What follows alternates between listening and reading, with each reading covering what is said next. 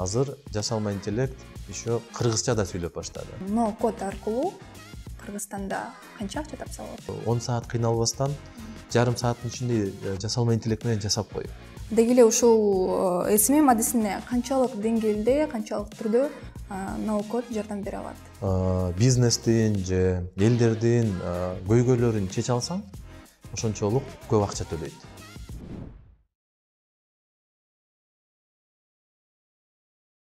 Саламатсыздарбы, сиздер санариптик кесиптер жөнүндө маалымдоо жана үйрөтүү долбоорунун алкагындагы видео подкастты көрүп жатасыздар. Замандын талабына жараша коду жок веб-сайттарды, мобилдик тиркемелерди, ботторду жасоо өз актуалдуулугун жоготпой келет. Бүгүн дал ушул темада сиздер менен Мурас академиясынын тең негиздөөчүсү Асылбек Айтматов менен эң белгилүү болуп жаткан ноу-код тиркемеси тууралуу сөз кылабыз.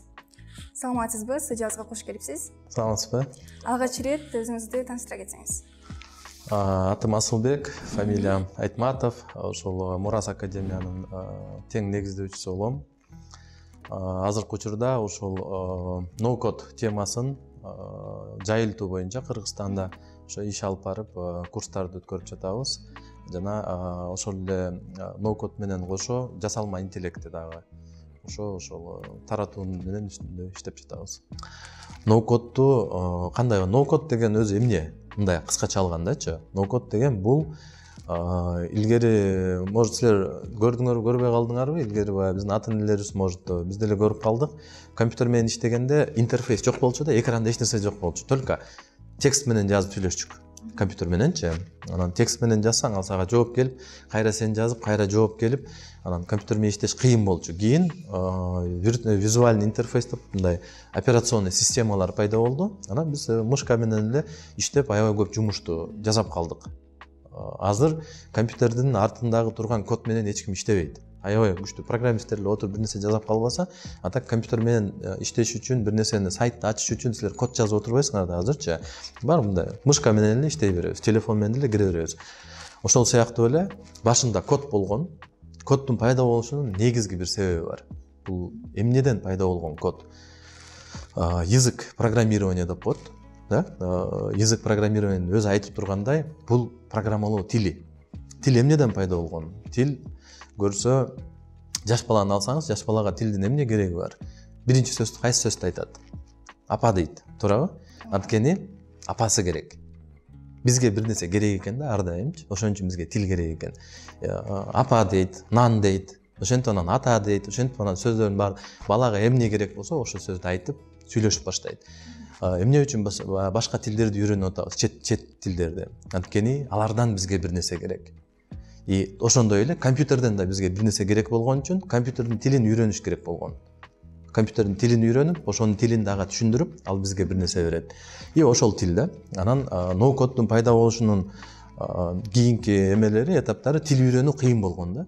Ошол нерсени жеңилдетүү үчүн ортодо дагы бир лоу-код деген тема бар. Лоу-код деген бул азыраак код менен иштөө. Мисалы компьютерде кнопка жасаш керек болсо, аны сен велосипедке окшоп кайра ойлоп таба бербе.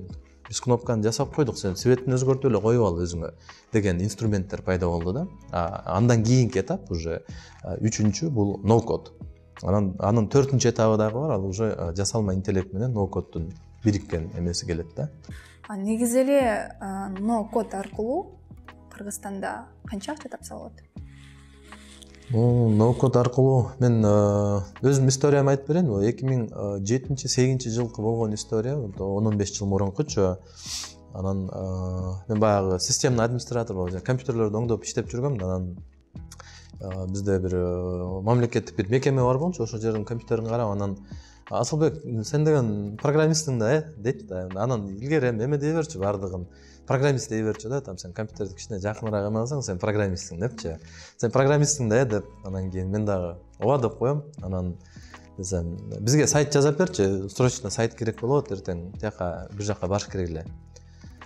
Деп анан жасай аласың десем, мен ошондой бир чоң ката, жакшы ката кетиргем да. Ооба деп коем да, сүрдөп кет, ооба деп алып анан сен давай жаса, канча убакытта жасайсың десем, бир айда жасайт болушум керек деп, бир ай деп койгом. Бир ай деп.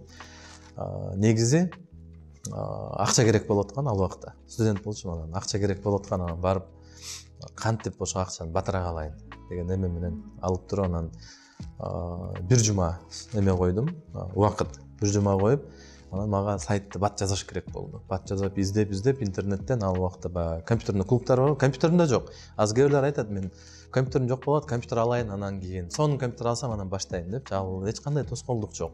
Мен биринчи 3-4 жыл досумдун компьютерине жасап жүрдүм. Өзүмдүн компьютерим жок. Анан ошо интернет клубка барып изучать этип 4 күн убакыт кетти изилдегенге. Мага жакшы бир инструмент ошо ноу-код как раз. Көрсө ошо ноу-код экен да, мен билчү эмес элем.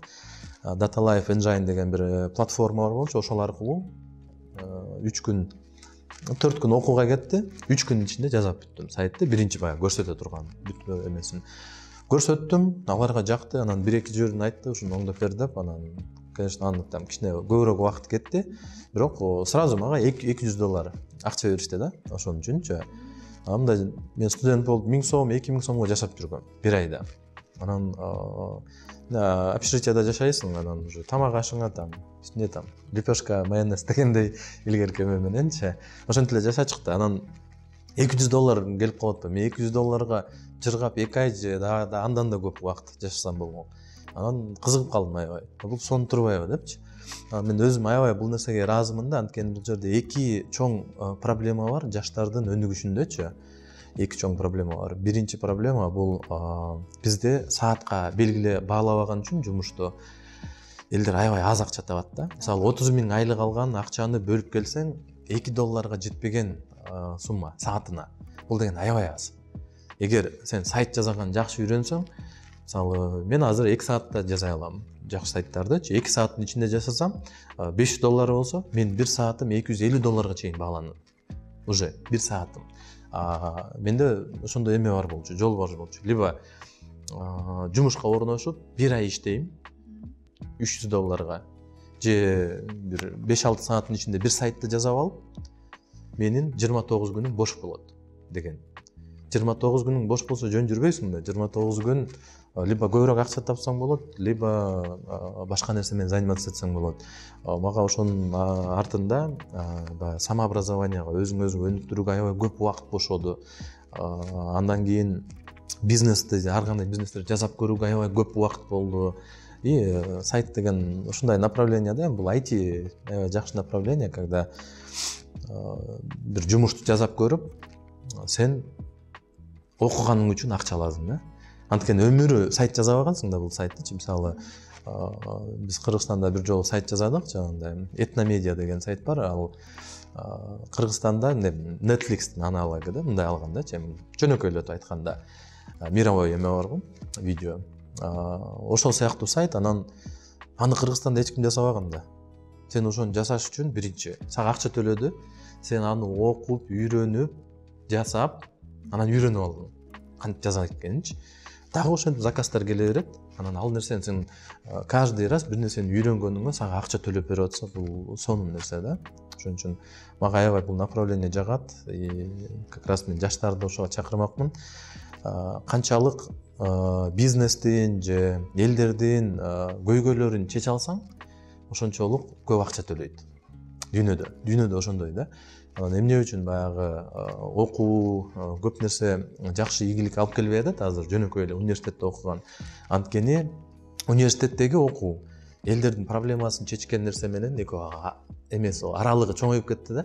Окуу өзүнчө кетип калды, проблемалар өзүнчө калып калды. То есть ушул жерде именно бизнестин проблемасын чечкенди үйрөнсөк, ошого көбүрөөк акча төлөйт. Дүйнө жүзүндө ошондой азырчы. Сен бирөөнүн задачасы бар. Эмне үчүн программисттер көп алып атат? Анткени дүйнөдө кыйын задачалар бар. Ошол задачаларды, ошол мисалы эмелерди, көйгөйлөрдү программисттер чечип атат. Ошон үчүн аларга акча төлөнүп атат. Көп акча төлөп атат. Анан бул жерде айта кетчү нерсе бар. Биздин өзүбүздүн кичинекей ноу-хау деп коеюн да. Вот эмне үчүн көп убакыт коротуштун кереги жок. Азыр аз эле убакыттын ичинде акча таап баштаса болот. $1000 сайт жасаш үчүн 5 жылдык, 3 жылдык, 2 жылдык опыт кетиши мүмкүн, окуу кетиши мүмкүн. Ага көп убакыт коротот. Мисалы, тажрыйба алыш керек. Тажрыйба албай эле жөнөкөй сайтты, $100 сайтты Tilda сыяктуу ушул сыяктуу ноу-код платформа аркылуу бир айда жасай турган нерсени бир күндө жасап кой. Бир күндө $100 жасап койсоң, мисалы 10ду жасап кой ошондо. Бир айдын ичинде 10ду жасасаң $1000 табасың. Сен азыркы кичинекей эле билим менен көп жасап туруп, биздин эң негизги нерсе бул эме болуш керек да, скорость деп коет го, ылдамдык. Биз бат жасаганды үйрөнүшүбүз керек. Канчалык көп жасасаң, бат жасасаң, ошончолук опыттагы баягы бат келет да, тажрыйба. Бизде азыр бардык эмелерди ошон адамдарды ошол нерсеге үйрөтүп атабыз да. Текстти өзүң жазып 10 саат убакыт короткондун ордуна искусственный интеллект, жасалма интеллект менен жарым сааттын ичинде жазып кой. Презентация кылганды 10 саат кыйналбастан жарым сааттын ичинде жасалма интеллект менен жасап кой. Ошондо сен убакытты эконом кылып туруп, сен 1 саатың мурун $2 бааланып аткан болсо, азыр $10 баалансын. Уже бул 5 эсе өсүү болот атпайбы? Ошондой эле бизде 2 миллиондон ашык ар кандай направленияларда иштеген адамдар бар, 2,5-3 миллион адам, чоң биздин трудоспособный население. Ошолордун бардыгын ошого үйрөтүш керек да. Алар өзүнүн жумушун билет, өзүнүн жумушун ошол аркылуу күчөтсө болот. Сразу эле. Бул жерде биринчиден биз азыр ушундай максат коюп атабыз. Кантип мамлекеттик ишкерлерди үйрөтөбүз ушул нерсеге деп. Анткени мамлекеттик ишкерлердин көбү компьютерди жакшы колдоно албайт, эмелерди колдоно албайт, анан алардын жумушунун баары баягындай рутинный задача да. Күндө эле бир окшош эле жумуштар жасай беришет. Бир жака кат жөнөтүш керек, бул жака бир нерсени алыш керек, жооп жазыш керек, ушундай нерсеме убакыт көп кетет. Анан баягы действительно мамлекетти өнүктүрө турган иштерге убактысы калбай калат. Рутина эмеге байланып калганда, мамлекеттик кызматкерлер, ушул мамлекеттик эмеде иштегендер, госбюджетте иштегендер 300 миңден ашык. Бул 300 миң аскер бардай да, бирок колунда куралы жок. Аларга ошо курал бериш керек, аларга ушундай күчтүү инструменттерди берип, переквалификация кылып үйрөтүш керек. Эмне үчүн айлыгын көбөйтүү көп жардам бербейт. Анткени адамдын айлыгын 2 эсе көбөйтсөң, адам 2 эсе акылдуу болуп калбайт. 2 эсе жоопкерчиликтүү болуп калбайт да. Бул жерде аларга наоборот инструмент бериш керек. Инструмент берсең, адам 2 эсе эффективдүү, 3 эсе эффективдүү болуп калышы мүмкүн. Бул результат берет кийин эмедечи. То есть айлыкты гана көтөрбөстөн алардын профессионалдык эмесин дагы деңгээлин да көтөрүш керек да. Жасалма интеллект дагы абдан күч алууда. Ошол ноу-код менен жасалма интеллекттин кандай айырмачылыктары, артыкчылыктары бар, ошол тууралуу айтсаңыз. Да, булардын негизи эки башка нерсе. Бул мисалы жөнөкөй IT программалоо менен ноу-коддун айырмасы бар. Экөөнүн айырмасы бар, хотя экөө аябай жакын жерде жайгашкан. Биринчи ушуну айтып берейин, анан жасалма интеллект жөнүндө айтып берейин да. Булардын айырмасын мисалы азыр деле жөнөкөй эле программирование үйрөнсөк болот негизичи. Мен көпчүлүк кишиге айтып атам, что вот азыр жөнөкөй программированияга караганда ноу-кодду үйрөнгүлө. Анан силер баягы акыркы продукт кандай болуш керек экенин түшүнгөндөн кийин программа керек болсо кошуп койсоңор болот. Ошо жака жазып программанычы. Анан баягы окуу аябай жеңилдейт да. Жасалма интеллекттин бул жерде эң негизги кызматы бул биздин интеллект бар да өзүбүздүн. Ошол интеллектти 10 эсеге күч алтуу, мисалы, же 5 эсеге күч алтуу. Анан бул жерде эң негизги суроо жаралат. Жасалма интеллектти үйрөнсөм эле мен аябай кыйын болуп кетем дегендейчи. Жок, андай эмес. Анткени биздин интеллект канчалык болсо, ошону ал ошончо эсеге көбөйтөт. 1-ди 10го көбөйтсөң 10 эле болот. 100-ди 10го көбөйтсөң 10 миң болот. То есть башында өзүбүздүн интеллектти күчөтүш керек. Баары бир. То есть бири ошодон башташ керек да. Жасалма интеллект эмне берет? Жасалма интеллект сен текст жаза албасаң, жасалма интеллект аркылуу азыр эле күчтүү копирайтердей текст жазып баштасаң болот. Сен бир адам эмес, уже 2 адамдын ролун аткарып калдың. Сен маркетингти жакшы билбесең, маркетингти баштасаң болот. Ошол жасалма интеллектти колдонуп. Эгер контент жасай албасаң, картинкаларды, сүрөттөрдү тарта албасаң, сен сүрөт тартып баштасаң болот. Программист эмес болсоң, программа жазып баштасаң болот деп, ошентип азыркы жасалма интеллектти колдонуу менен биз өзүбүздүн өнүгүүбүздү аябай бир чоң уровеньге чыгарып алсак болот да. Бул жерде жакшы бир кабар бар. Азыр жасалма интеллект еще кыргызча да сүйлөп баштады. Кыргызча түшүнүп баштады. Бул эмнени түшүндүрөт? Бул нерсени түшүндүрүш үчүн мен мындай мисал келтирмекмин да. Дүйнөдө негизи 95% информация башка тилдерде. Андан да көп информация башка тилдерде. Ал жакта биринчи чыгат. Анан орус тилине которулуп бизге келгенче кээде 5 эмес 10 жылда өтүп кетет. 10 жылга чейин өтүп кетет да. Анан эгер биз аябай жакшы өзүбүздүн өнүгүүбүздү 10 эсе көбөйтөбүз десек, анда жасалма интеллектти колдонгонду үйрөнүш керек. Орусча билбейсиң, англисче билбейсиң, бул азыр проблема эмес. Үйрөнгүң келсе, интеллектке кирип, мисалы үчүн буну бир кыйын теманын эмесинде түшүндүрүп берейин. Кванттык физика деген бар. Кванттык физика, квантовый физикада аябай кыйын нерсе. Жасалма интеллектти кантип колдонсо болот? Бул нерсени мен өзүм балама колдонуп келем. Балам орусча билген үчүн ал орусча колдонот, но кыргызча кандай колдонсо болот? Түшүндүрүп берейин да. Мисалы үчүн биз жасалма интеллекттен сурасак болот. Кванттык физика деген эмне депчи.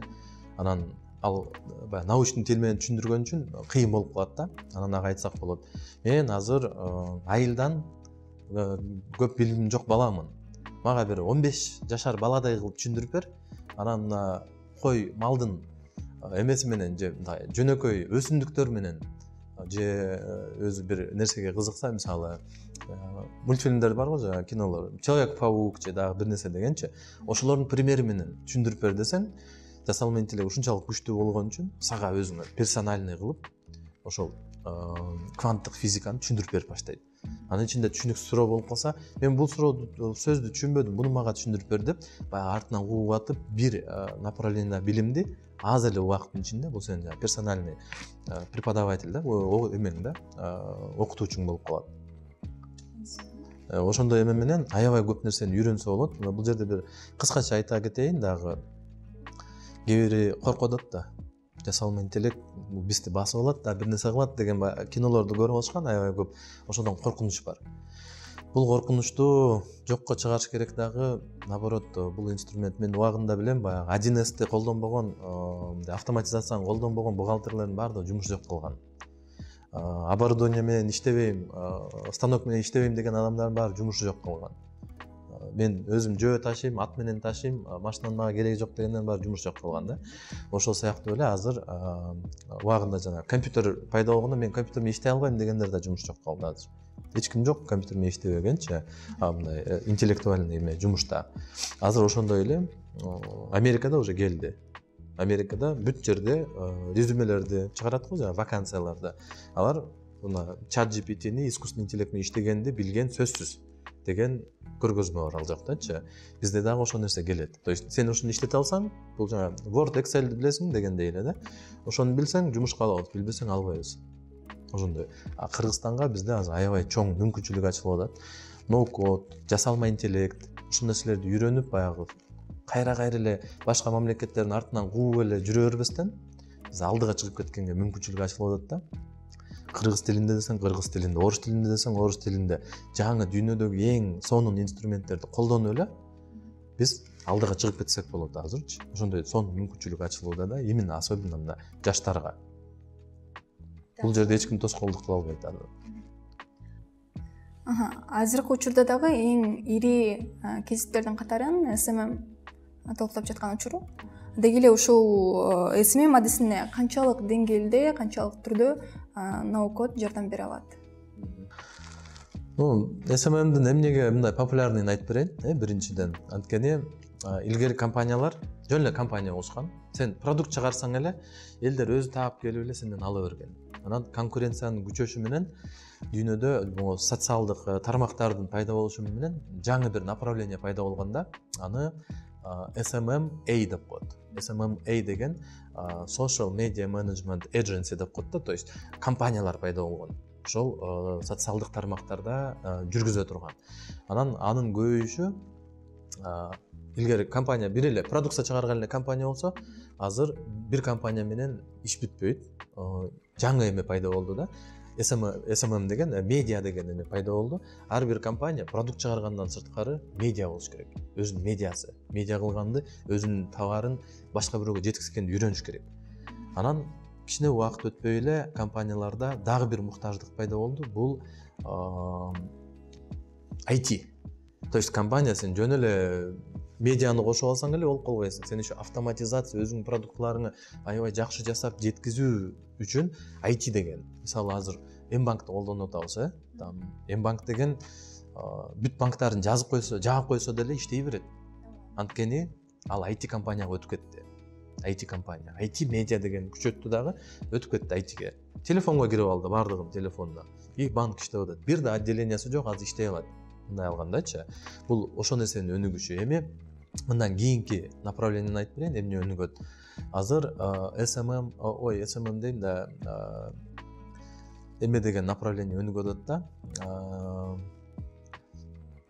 AMMA деген бул Artificial Intelligence, то есть ар бир компания өзүндө IT-ни эле камтыбастан, өзүндө медианы эле камтыбастан эми жасалма интеллектти камтышка туура келет өзүнө.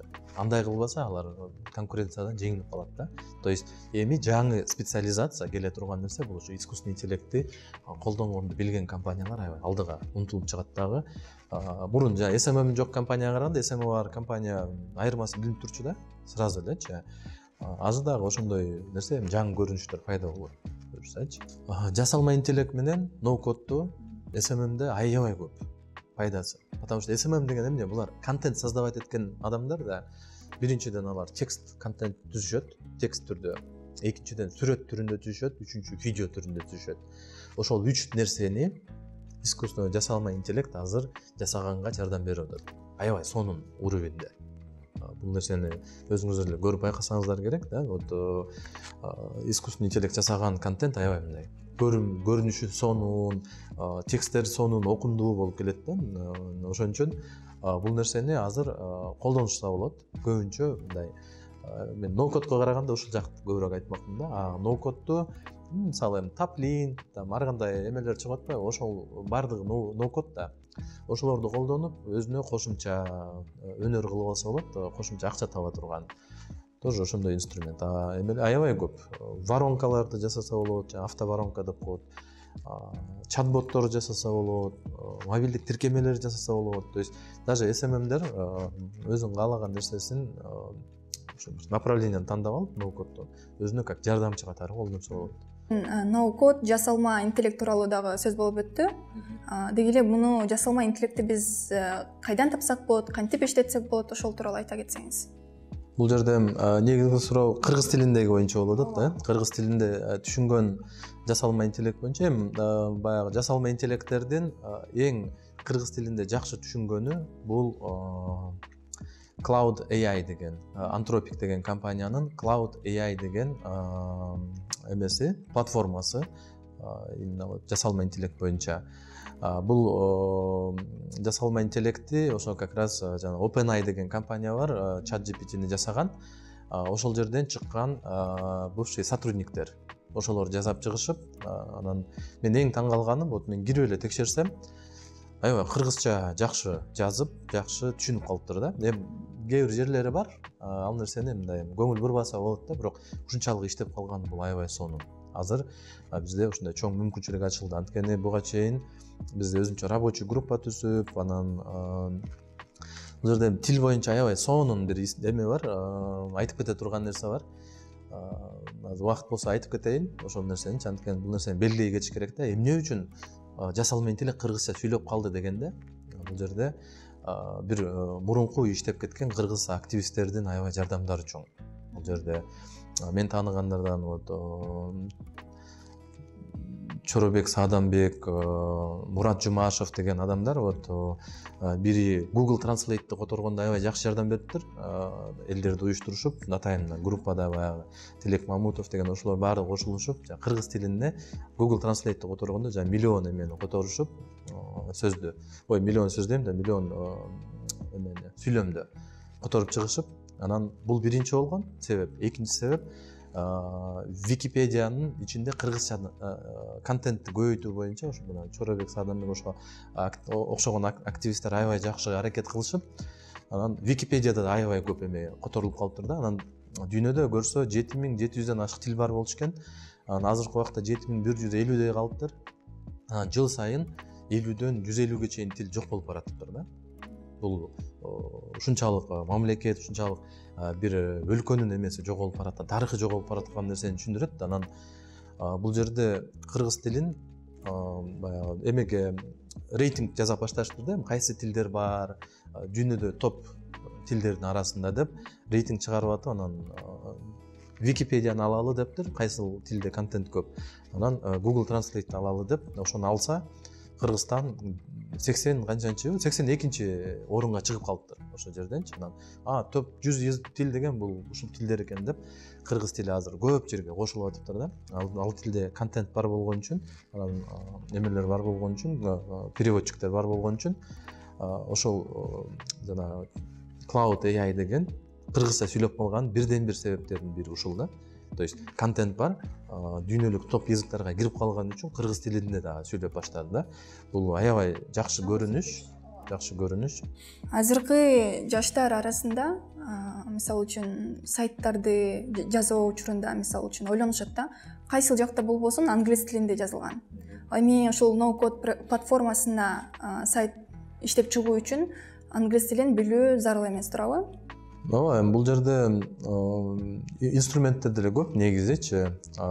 Эгер англисче билбесеңиздер, орусча анча-мынча түшүнсө деле, азыр Яндекс браузер деген чыккан, мисалы видеону жүрүп аткан кезинде эле басса, видеону перевод кылып берет башка тилдерденчи. Мисалы англисче бирөө сүйлөп айтып берип атат, сен бассаң ал орусча сүйлөп баштайт сразу эле. Бул аябай чоң тоже жетишкендик да. То есть YouTube'дан видеону көрүп атасың, бассаң ал орусча сүйлөп калды. Англисче эле контент негизи. Бул бир. Экинчиси, негизи любой эле платформа, мисалы англисче болобу, орусча болобу, бүт значоктор менен белгиленген да, ар бир кнопканын өзүнүн орду бар. Ошого карап туруп деле иштей берсе болот. Мисалы телефон эмелер кээ бир англисче болот, кээ бир орусча болот. Ага карабай эле колдонуп атпайбызбы? Мисалычы, андан эч кандай кыйынчылык жок. Бул жерде эң главный нерсе бул адамда баягы каалоо болуш керек да, өзү ушул нерсени үйрөнөм дегенчи. Каалооң жок болсо, эми бул англисче турбайбы деп коесуң, же бул орусча турбайбы деп коесуң. Эч ким акылуу эмес сага кыргызча которуп, сен колдон деп алдың алып келип беришке. Наоборот, биз ошого умтулушубуз керек, өзүбүз. Анткени жашоодо андай жеңилдеткен мүмкүнчүлүктөр эч кимге жок да. Ой, силер кыргыздар кыйналып атасыңар, силер еще билбей атасыңар, давайте мен силерге башкача жашоо берейин деп жашоо эме кылбайт, жеңилдетпейт. Бардыгына бирдей условия түзүлгөн. Биз наоборот ошого умтулуп, ошол нерсени жеткенге аракет кылышыбыз керек, өзүбүз. Бул өзүбүздүн колубузда да.